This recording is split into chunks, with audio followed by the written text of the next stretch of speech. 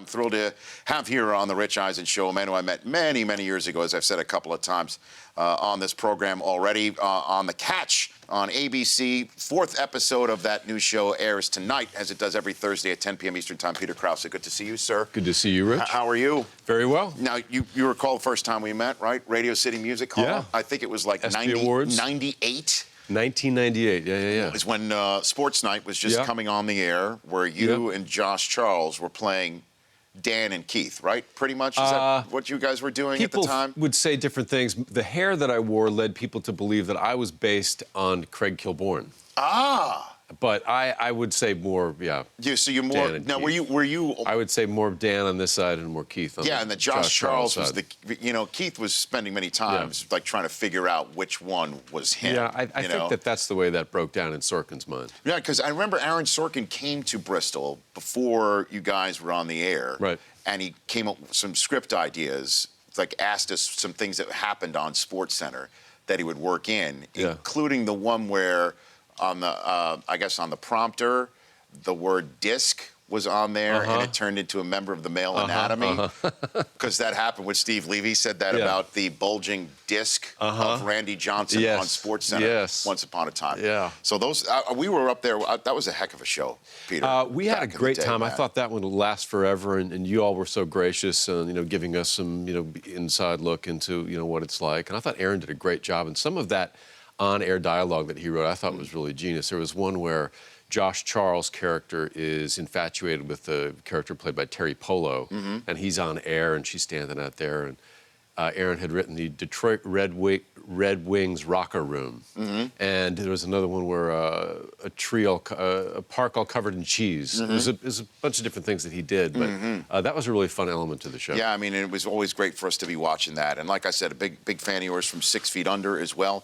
And you were telling me before that there was a big fan of 6 Feet Under who's part of Laker royalty as well. Yeah. Was that Kobe Bryant? Or no? No, but I had been doing the Letterman show, and a guy came up to me when I came off stage and said, my client is a big fan of yours and would like to meet you. And so he took me into the green room. I round the corner, and then this man stands up, and it's Kareem Abdul-Jabbar. And I was unprepared. He didn't say, my client, Kareem Abdul-Jabbar. He just said, my client. So I was dumbfounded, and I'm standing there shaking his hand, looking up to him, and he's telling me what a big fan of 6 Feet Under he is. I said, I'm so sorry. I said, I didn't know I was going to meet you.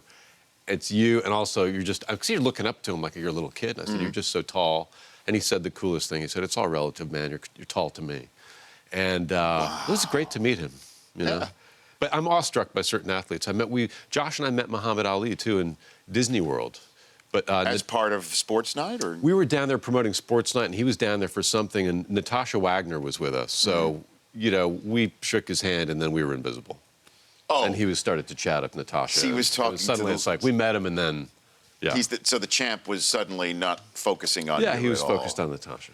Yeah. So, I mean, the champ is, you can't go further up the flow chart than that. That was a pretty cool meeting, him and Kareem. I mean, you've got, in terms of greats of all time, you got Jim Brown in football, you've got Hank Aaron in baseball, I got to meet Jim Brown at a driving range. Now, hold on a second. Yeah. Here in Los Angeles? Here in Los Angeles. You're just going to peg it up? I won't say where. Okay. So you're just going to... I don't want to blow his cover. Apparently, he goes to this particular driving range a lot, so... A public driving... I think I know. Is it the one across the valley? Okay. Yes. Okay. So you're just going there to hit a bucket of balls. Peter Krause is hitting a bucket of balls. It was recently Alimi Ballard and I had to brush up on our golf game for the Catch. Okay. And we're working with this pro there, and then in walks... Jim Brown. Yeah, just with his own bucket and a couple of clubs.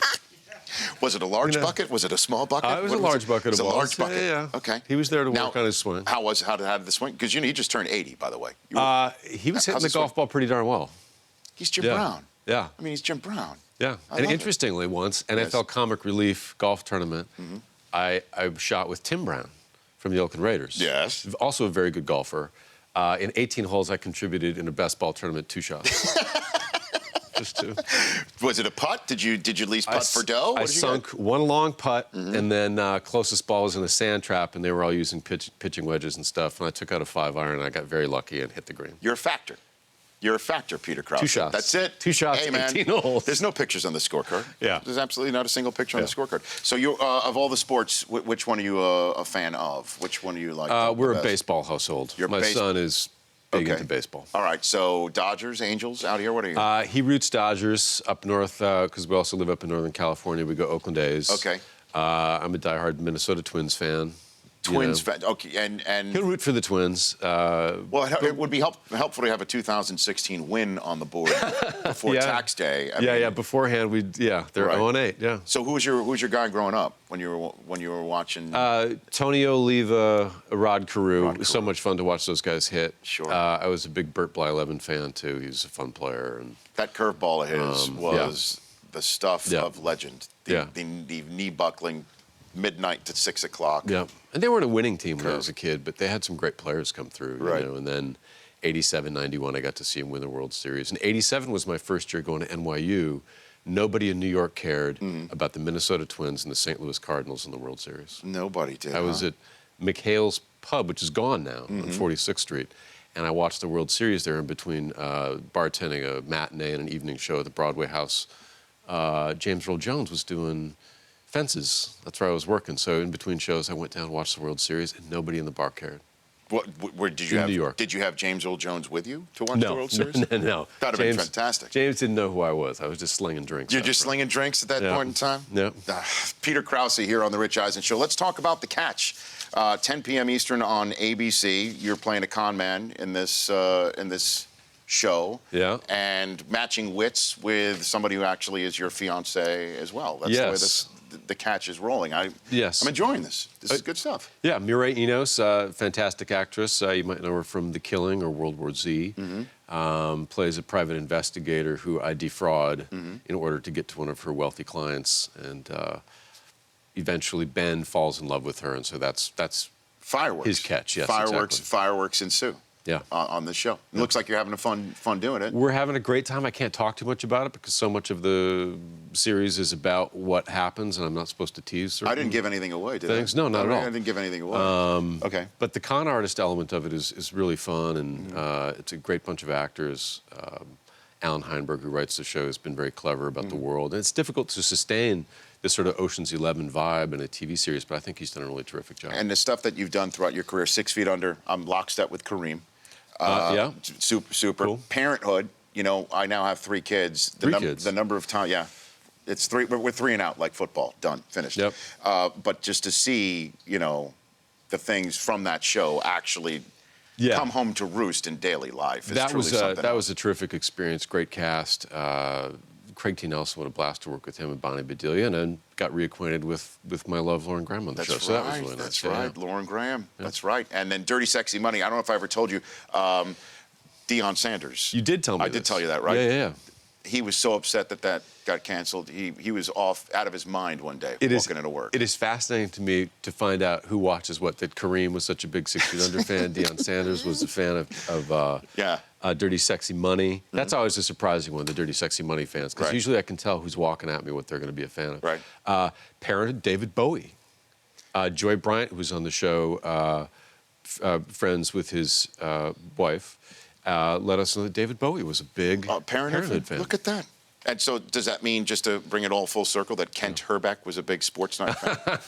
I hope Herbie was a big sports Gary night fan. Gaetti loved himself. One of my favorite World Series memories was Kent Herbeck, Ron Gant coming back from second, and Kent just gave him a big bear hug and just kind of leaned back and lifted him off the bag so he was out. Do you remember this from the '91 World Series? Of course. There are a lot of little funny. Chuck Knobloch, too, with the feint to slow down Lonnie Smith. That's right. Going around second. It's I mean, maybe the only fundamentally sound play Chuck Knobloch ever made in his entire life. Could be he was that. Rookie of the Year. He was, I know. Then he goes to the Yankees, and he hit. By the way, did you know that when he overthrew first base and hit a fan in the head? Yeah. Splitting her head. It was Olbermann's mother. Is that true? True story. Keith Olbermann's mom? Yes, like of all the people to hit. I did not know that. It was Keith Olbermann's mother he hit with an errant throw. True story. I don't know if this is the same throw, but I've seen footage of that launch, and I love Chuck Knobloch. And boy, the way, what a tough thing to deal with as an athlete. Where whatever those mechanics are. Yeah, I know. That was way over the head. It almost hit the 4 train as it was arriving. Good to Incredible. see you, Peter Krause. Good to see you. Good to see you. Catch the catch. That just flowed out. Seriously, I had not. That was not scripted. Catch the Catch tonight and every Thursday night on ABC at 10 p.m. Eastern Time. The Rich Eisen Show, weekdays at noon Eastern on Audience.